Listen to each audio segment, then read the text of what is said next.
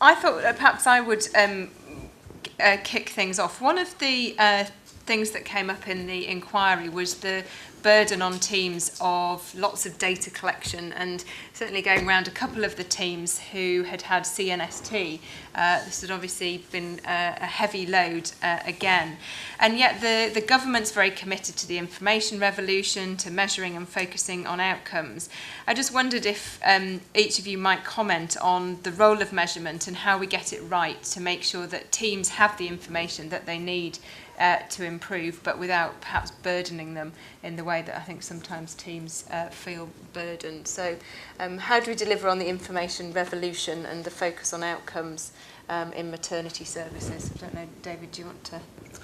Well, I'm not going to pretend it's easy, but I think the focus has to be to measure for improvement, so that you're not collecting the data for the sake of it. You're actually thinking about what you're collecting. If you can do it electronically, it might be easier, it might not. Too many systems rely on paper and manual collection. And you know, the information revolution and so on does need to help with that.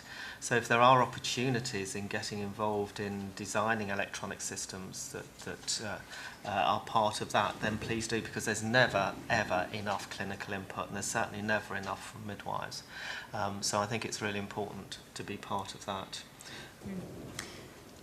Cathy, do you want to? Well, it's a really important question, I think, because one of the commonest things that midwives say to me when I'm going around visiting them is they are overwhelmed with paperwork and data collection and the requirements of the system.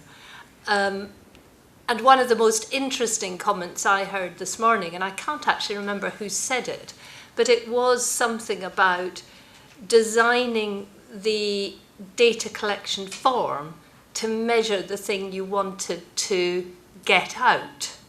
And I wrote that down because I thought so often we don't do that. You know, we ask 20 questions and actually only one of them is useful.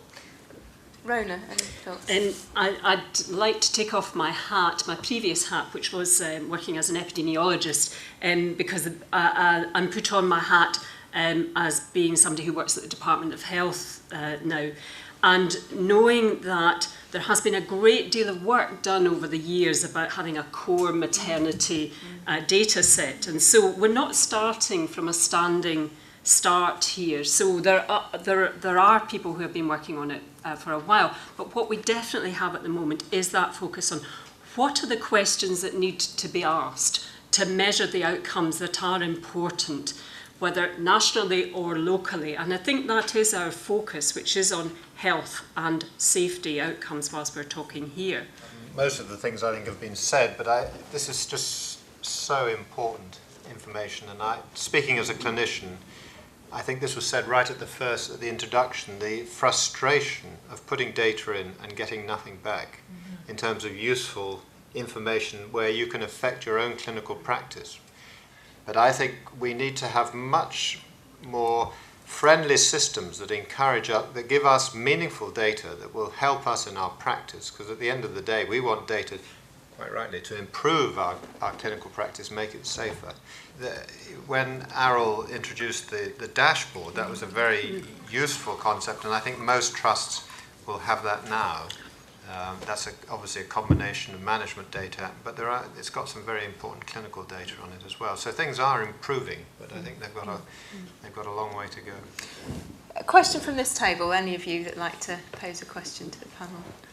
I think it's about what you've just been saying, and I did put some questions on the board as well, but when you look around the room today, we're all working on the same things. We're all looking at S-bars, we're all looking at changing our notes and handing over and roles and responsibilities. And I think it seems that if we're talking about effectiveness and cost effectiveness, all of us have spent all that time doing that. And then the same, we've all got new maternity data, or not new, or maybe new maternity databases that we're putting meaningful or meaningless information into. And I think it would be a really good thing for somebody like the Department of Health or a group of people to just get together and say, this is what we want. Yeah, so this was again, I sort of, don't want us to end the day on a sort of pessimistic note, but certainly 4 years ago when the inquiry was meeting, there's a real sense of reinventing the wheel, and obviously you've put huge amounts of effort and have at least shared, I hope, amongst the network your best practice. But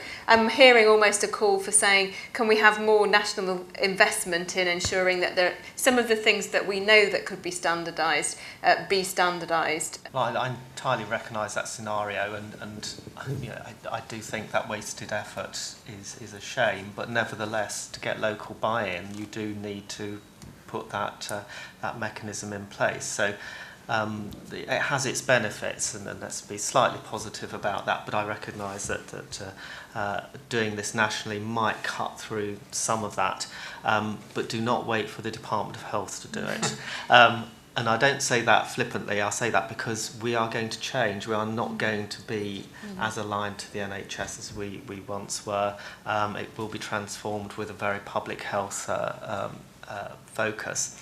But the opportunity is there to influence the National Health Service Commissioning Board, which is probably the body that will want to know what do services look like, how do we know that? You need the data. Then there is a national standard against which to both commission and for the CQC to monitor standards. With the demise of the NHS Institute and the withdrawal of the Department of Health from things like support teams and so on, does it open up new opportunities for the colleges? Will you be doing more of this? Well, from the RCM point of view, I think we've got an incredibly important role, which is around dissemination and distribution. Like everybody else, we can only do as much of that as we can kind of afford to do. But one of the things we've been trying to do is think about how we can get people to talk to each other more. And we've just launched our RCM communities. And what we're really hoping is that all of our members will join up to these communities and really use them to exchange ideas, learn from each other.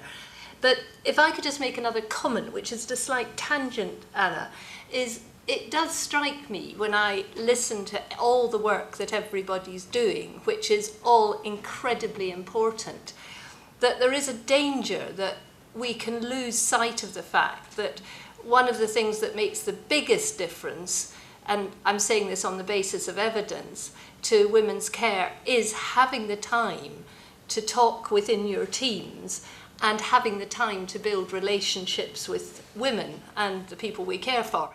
Tony, do you have... Well, I was going to just mention two things in terms of the importance of metrics combined with commissioning, and outcomes framework is obviously vital, and we're working on that area. There is also a slightly selfish thing that hasn't been mentioned at all, which is that we have professional standards, everyone in this room, and we need evidence of our own performance. And this is quite challenging when you come to maternity, because we don't tend to perform individually, we perform as a team. Okay. Maybe see if there's a question from the table there. Anybody got a question that they want to... I don't know that I entirely agree with that safety and women's experience are opposed. I think there can be occasions that I can think of, but I wouldn't say that they were separate. And I think that often, for safety, you need really good teamwork from the whole of the multi-professional group. And I think that in itself, then the staff, the members of that, are happier when you're working well as a team. And I think that you're much more likely to have a better interaction between a woman and her carer if that member of staff is happy, that midwife is more happy in her working environment. Did the woman feel safe? Did she feel supported?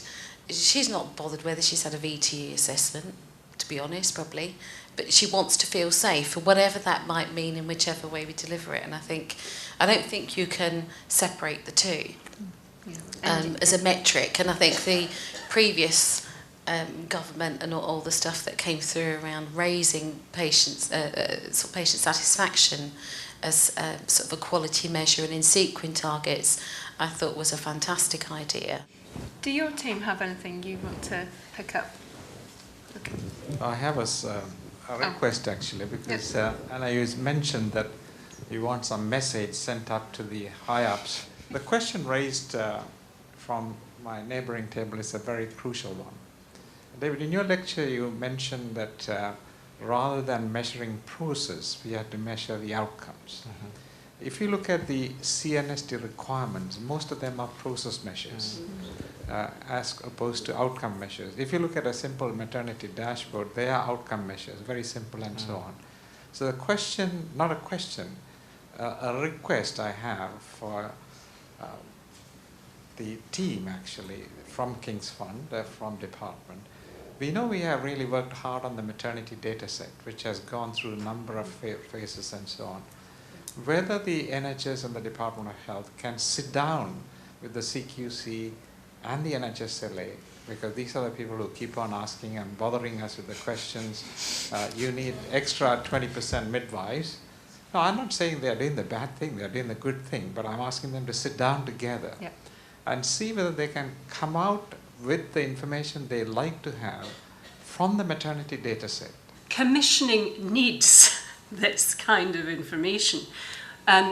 David mentioned that the National Commissioning Board is going to need the kind of input that you can give it to say, how are we going to do this? How can we set the right kind of blueprint specifications? So we've already got NICE, for example, working on developing quality standards. That will also use the kind of information and evidence base that you've all developed. And the other thing that I want to say is that GPs most certainly are being given a particular accountability and role in maternity services that they haven't had for the last decade or more. There is a major educational challenge ahead, because when you've got a cohort of people that have been out of the service for 10 years and you suddenly reintroduce them, and the knowledge base, certainly in the medical school where I'm involved, you do 3.5 days of maternity, 3.5 days of gynae, and that's your training. So it's not a big knowledge base to base subtle preconceptual counselling. Yeah. I'm avoiding your other No, question. that's fine. I was just going to draw attention. We had a paper as part of our GP inquiry into the quality of general practice, where we initiated quite a lot of debate, I think, about looking at what the role of general practice might be in maternity services. And certainly preconceptual counselling was one important one, but absolutely a recognition that if they are to have a role, that we need to make sure that they're competent to fulfil that role. So perhaps you just join me in thanking David, Tony, Rona and Cathy for their contributions this afternoon.